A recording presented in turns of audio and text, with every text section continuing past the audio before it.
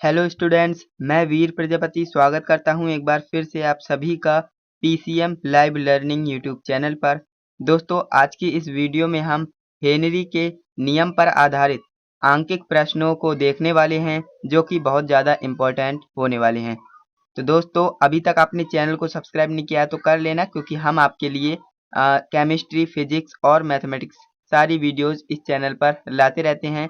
12th class के student हो या फिर 11th के हो या फिर 10th के हो, आपको चैनल सब्सक्राइब करना चाहिए, क्योंकि हम आपके लिए फ्री में एजुकेशन करा रहे हैं। तो चलिए दोस्तों, आज की इस वीडियो को हम शुरू करते हैं एंड देखते हैं यहाँ पर फर्स्ट न्यूमेरिकल को, जो कि यहाँ पर लिखा हुआ है।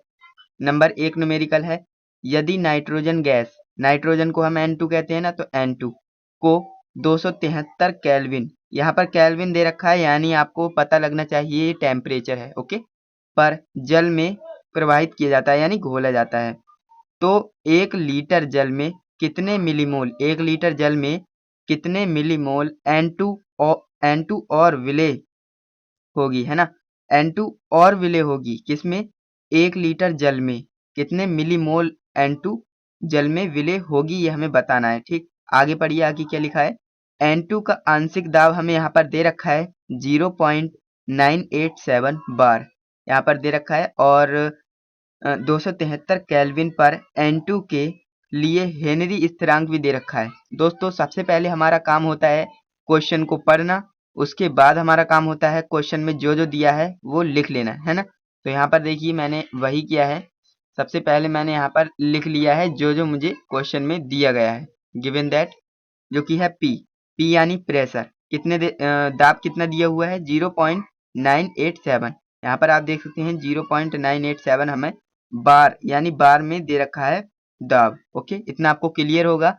एंड यहाँ पर के एच क्या है, सबसे पहले आपको ये पता होना चाहिए। तो के एच जो है हेनरी स्थिरांक होता है, और जिसका मान हमें दे रखा है 76.48, ये हमें इतना बार दे रखा है। ठीक, तो अब हम करेंगे क्या, हेनरी का नियम लगाएंगे। ठीक, हेनरी के नियम से, हेनरी का नियम होता क्या है। और दोस्तों, मैं आपको बता दूं, यहाँ पर मैंने एक नोट लिख रखा है जो कि बहुत ज़्यादा इंपॉर्टेंट है, आपको समझना चाहिए। हेनरीज लॉ, यानी हेनरी का एक नियम नहीं है, बेसिकली 2 नियम होते हैं। कैसे, मैं आपको बताता हूँ।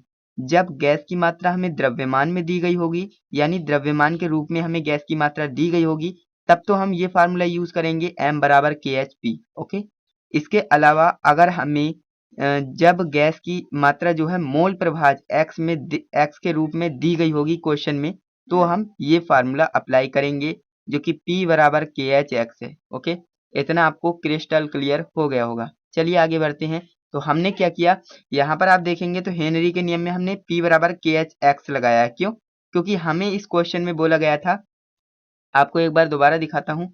यहाँ पर हमें बोला गया था N2, यहाँ पर आप देखेंगे तो ध्यान से, 1 लीटर जल में कितने मिलीमोल, है ना, मोल प्रभाज पूछा है बेसिकली, तो आप समझ ही गए होंगे। तो इसलिए हमने P बराबर KHX वाला फार्मूला लगाया। तो यहाँ पर आप देखेंगे हमने वैल्यू रख दी, है ना, P और KH की वैल्यू रखना है, तो हमने वही किया है, KH की वैल्यू रखी है, यहाँ पर आप देख सकते हैं। एंड P की यहाँ पर वैल्यू देख सकते हैं, वो कि हमने यहाँ पर लिखी है, एंड इनटू में हमारा x है, ओके। x को हमें निकालना है, तो x को यहाँ पर ले आएंगे, और 0.987 यहाँ पर है, ये इसके बटे में चले जाएगा, इतना आप जानते ही हैं। 76.48 ये इसके बटे में आ जाएगा। तो हम इसे कैलकुलेट करेंगे ना, तो हमारा जो फाइनल आंसर आएगा वो आएगा 0.0129 मोल, ओके। इतना आपको क्लियर हुआ।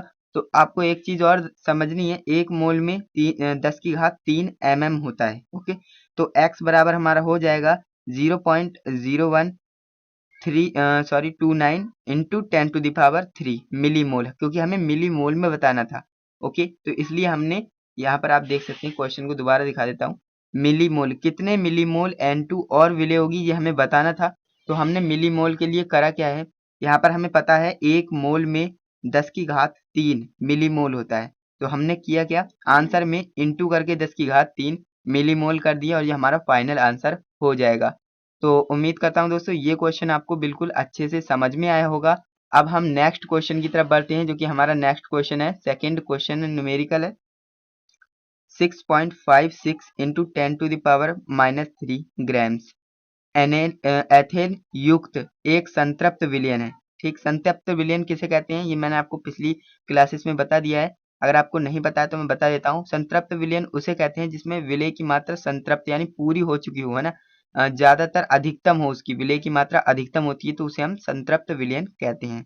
तो यहाँ पर आप देख सकते हैं इतने ग्राम जो है एथेन युक्त एक संतृप्त विलयन में हमने क्या किया, एथेन का आंशिक दाब 1 बार है, यानी हमें इतना दिया हुआ है, इतने ग्राम एथेन युक्त एक संतृप्त विलयन है जिसमें हमें एथेन का आंशिक दाब हमें दिया हुआ है, कितना है, 1 बार है। ओके, यदि विलयन में 5 गुणा 10 की घात -2 ग्राम एथेन हो तो हमें आंशिक दाब बताना है। ओके, आंशिक दाब हमें बताना है।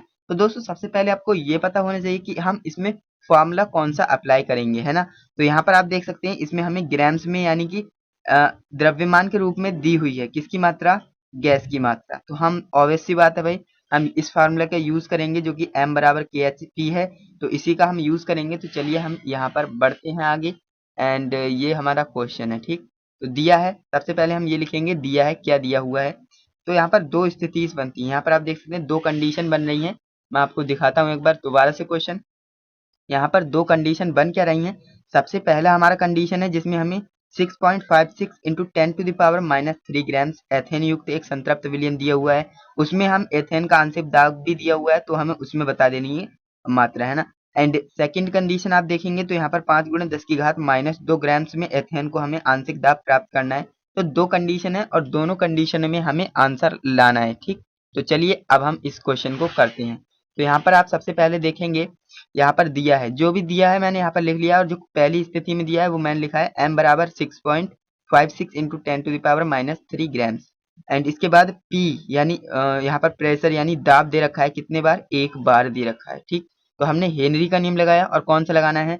अब यहाँ पर आप P बराबर KHX वाला नहीं लगाएंगे क्योंकि यहाँ पर मोल प्रभाज में नहीं पूछा है, अर्थात मिली मोल में आंसर नहीं पूछा है। यहाँ पर हमें जो है m यानी द्रव्यमान में आंसर दिया हुआ है, किसका, गैस का भार जो है द्रव्यमान भी दिया हुआ है, इसलिए m बराबर KHP वाला फार्मूला अप्लाई करेंगे। तो यहाँ पर हमने मान रख दिया, बेसिकली यहाँ पर हम मान रखेंगे, m का मान रखेंगे, KH का हमें दिया हुआ होगा तो हम रख देंगे, बट यहाँ पर हमें KH का मान नहीं दिया है तो हमें ऑब्वियस सी बात है KH का मान हमें निकालना है।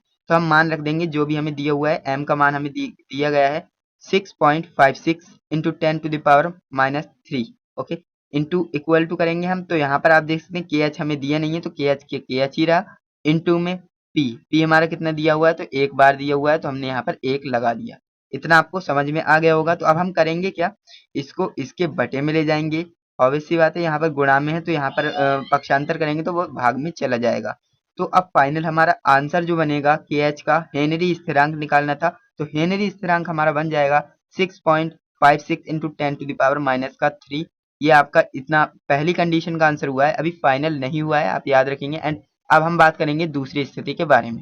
तो दूसरी स्थिति में हम देख लेते हैं क्या दिया हुआ है। तो दूसरी स्थिति हमसे कह रही है कि m बराबर हमें 5 इंटू 10⁻² ग्राम्स हमें दे रखा है जो भी विलयन है। एंड इसके बाद m बराबर KHP, ये हम फार्मूला लगाएंगे, क्यों, क्योंकि आप यहाँ पर देखेंगे हमने KH की वैल्यू पहले से ही निकाल रखी है और हमें m की वैल्यू पहले से ही पता है। तो ऑब्वियस सी बात है हम ये वाला फॉर्मूला अप्लाई करेंगे तो हमें जो है P का मान पता लग जाएगा, अर्थात हमें भार परत प्रेशर पता लग जाएगा, दाब पता लग जाएगा। आंशिक दाब ही हमसे पूछा है, मैं आपको एक बार क्वेश्चन दिखाता हूँ। यहाँ पर आप देखेंगे सबसे पहले हमें इतने ग्राम्स एथेन युक्त एक संतृप्त विलयन दिए रखा था जिसमें हमें एथेन का वाष्प दाब हमें दे रखा था, है ना। तो हमने फर्स्ट कंडीशन का आंसर निकाल लिया। अब हमने क्या किया, इतने ग्राम में एथेन का जो वाष्प दाब होगा, आंशिक दाब होगा, वो हमें ज्ञात करना है। वाष्प दाब नहीं कहेंगे, आंशिक दाब क्या होगा वो हमें निकालना है। तो यहाँ पर हमने सबसे पहले क्या किया, ये और ये इनको हमने कैलकुलेशन कर लिया और हमारा हेनरी स्थिरांक निकल आया। भार हमें दे रखा है, m बराबर दे रखा है और हेनरी स्थिरांक निकल गया है। तो P का मान इजिली हम निकाल सकते हैं, किस फॉर्मूले से, यहाँ पर आप देखेंगे तो सेकेंड स्थिति में हमने ये वाला फॉर्मूला लगाया है। क्यों लगाया है, क्योंकि हमारे पास m का मान भी है, KH का मान भी है, P का हम मान इजिली निकाल सकते हैं इस फॉर्मूले से। तो हमने किया क्या, वैल्यूज रख दी। यहाँ पर m बराबर आप देख सकते हैं m का मान कितना था वो आप क्वेश्चन को देख सकते हैं दोबारा से। यहाँ पर था 5 इंटू 10⁻² ग्राम्स था, इज इक्वल टू यहाँ पर KH का हमने अभी अभी वैल्यू निकाली, आप देख सकते हैं 6.56 इंटू 10⁻³ जो है हेनरी स्थिरांक है, ओके।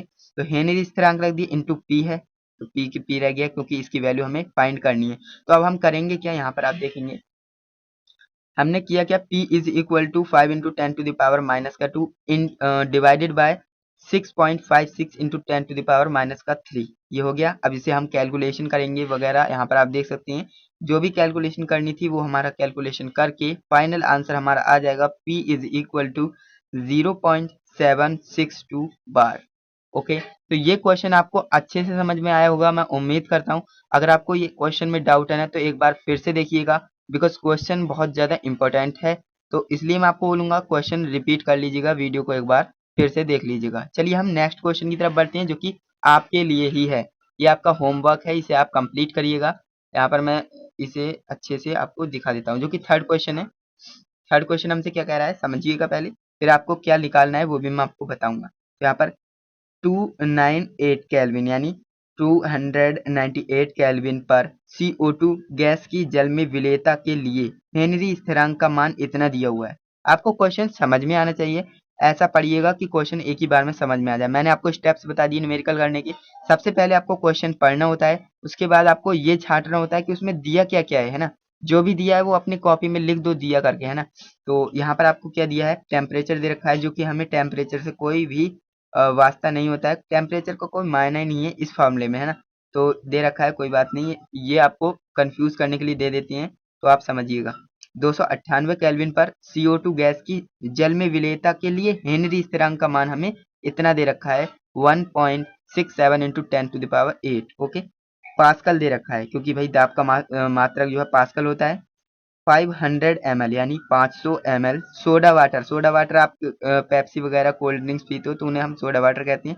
तो सोडा वाटर 2.5 ATM, ATM को हम एटमॉस्फेरिक प्रेशर कहते हैं जो कि वायुमंडलीय दाब होता है, ठीक, पर बंद किया गया है, यानी हमने हेनरी स्थिरांक दिया गया है और 500 ml की जो सोडा वाटर है उसे हमने इतने वायुमंडलीय दाब पर बंद किया है। ओके, तब हमें क्या करना है, 298 केल्विन ताप पर घुली हुई गैस की मात्रा बतानी है, किसकी, CO2 की मात्रा बतानी है। तो दोस्तों अब आपको ये तो अंदाजा लग ही गया होगा कि हम इसमें कौन सा फॉर्मूला अप्लाई करेंगे। तो दोस्तों यहाँ पर आप देखेंगे तो इसमें हमें जो है मोल प्रभाज में ही आंसर निकालना होगा, क्योंकि यहाँ पर आप देखेंगे तो P का मान हमें दे रखा है, P का मान हमें दे रखा है 2.5 ATM, ये दाब दे रखा है। एंड इसके बाद हमें हेनरी स्थिरांक दे रखा है, तो यहाँ पर हमें सॉरी यहाँ पर आप M करिएगा, यहाँ पर M होगा, क्योंकि यहाँ पर जो है हमें मात्रा निकालनी है ना, गैस की मात्रा निकालनी है जो कि M में होती है यानी द्रव्यमान में होती है। तो इतना आपके समझ में आया होगा। आपको सबसे पहले ये नोट करना है, दिया है गिवन दैट क्या क्या दिया है, हेनरी स्थिरांक दिया है 1.67 इंटू 10⁸ पास्कल। इसके बाद हमें P बराबर दे रखा है, प्रेशर दे रखा है जो कि एटमॉस्फेरिक प्रेशर है 2.5 ATM। ओके, तो हमने किया क्या, इसको हमने बार में चेंज कर दिया, कैसे, P बराबर 2.5 इंटू 10⁵ बार, एक ATM में 10⁵ बार होता है, तो इसलिए हमने ये कैलकुलेशन कर लिया। अब हमें करना कुछ नहीं है, ये फॉर्मूला अप्लाई करना है और आपका आंसर आ जाएगा। ये आपका HW है, इसका आंसर आप मुझे कमेंट में बता दीजिएगा, मैं आपको हार्ट दे दूंगा अगर आपका आंसर सही होगा, अदरवाइज आपका गलत भी होगा तो मैं आपको सही आंसर बता दूंगा, पूरा प्रोसेस बता दूंगा। तो दोस्तों आपको ये वीडियो कैसी लगी कमेंट बॉक्स में बताइएगा। अगर आपको वीडियो अच्छी लगी है तो वीडियो को लाइक कीजिए एंड अपने दोस्तों के साथ भी शेयर कीजिए ताकि वो भी केमिस्ट्री को स्ट्रॉन्ग कर पाएं, बिकॉज हम आपके लिए एक एक क्वेश्चन को बिल्कुल बारीकी से समझाते हुए आते हैं। तो चलिए दोस्तों आज की इस वीडियो को यहीं पर समाप्त करते हैं। हम मिलते हैं किसी नेक्स्ट वीडियो में किसी नए टॉपिक के साथ। तब तक के लिए जय हिंद, वंदे मातरम।